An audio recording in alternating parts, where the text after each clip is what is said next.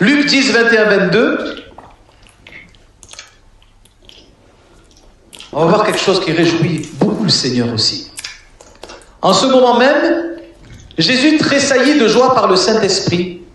Et il dit, je te loue, Père, Seigneur du ciel et de la terre, de ce que tu as caché ces choses aux sages et aux intelligents, et de ce que tu les as révélées aux enfants. Oui, Père, je te loue de ce que tu l'as voulu ainsi. Toutes choses m'ont été données par mon Père, et personne ne connaît qui est le Fils si ce n'est le Père, ni qui est le Père si ce n'est le Fils, et celui à qui le Fils veut le révéler. Jésus a tressailli de joie à la simple pensée que Dieu révélait des choses ineffables, des choses célestes aux plus simples, à ceux qui sont comme des enfants. Dieu a de la joie de révéler. Dieu a de la joie de dire, de dévoiler les choses. Dieu a de la joie de renverser l'esprit du monde pour instaurer l'influence de l'Esprit de Dieu. Dieu a de la joie à nous faire connaître les choses cachées. Au-delà des choses que nous voyons de nos propres yeux, au-delà des choses terrestres, Dieu veut nous révéler le céleste. C'est pourquoi il dit dans 1 Thessaloniciens 5, 19 et 20, « N'éteignez pas l'esprit, ne méprisez pas les prophéties. »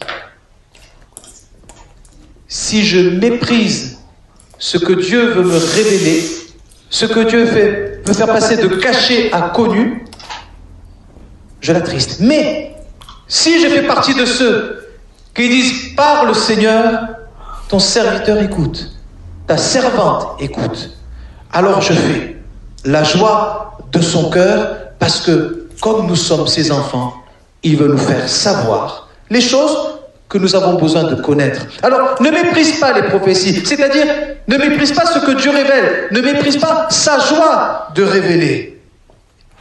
Ne méprise pas en disant « Oui, bon, ça vient d'un tel.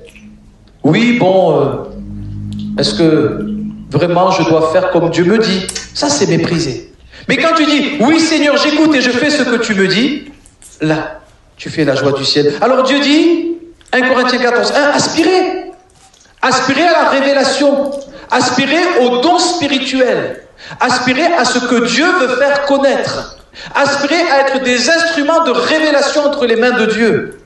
Pas des foufous, pas des messiques, pas des gens qui inventent, pas des gens qui disent tout ce qui leur passe par l'esprit, parce que là ça devient dangereux. Mais des gens qui se mettent devant Dieu et qui disent « Seigneur, apprends-moi à discerner et à faire le tri. » Et Seigneur, je veux dire, avec une précision, on va dire chirurgicale, ce que tu dois dire. Seigneur, je ne veux pas être évasif, je ne veux pas avoir des révélations lointaines, superficielles. Je veux, Seigneur mon Dieu, recevoir la pensée exacte qu'il y a dans ton cœur.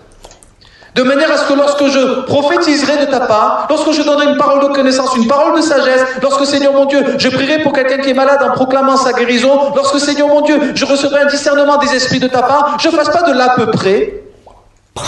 Parce que vous savez, dans ce monde, essayez de faire de l'à peu près. Faites de l'à peu près devant le patron.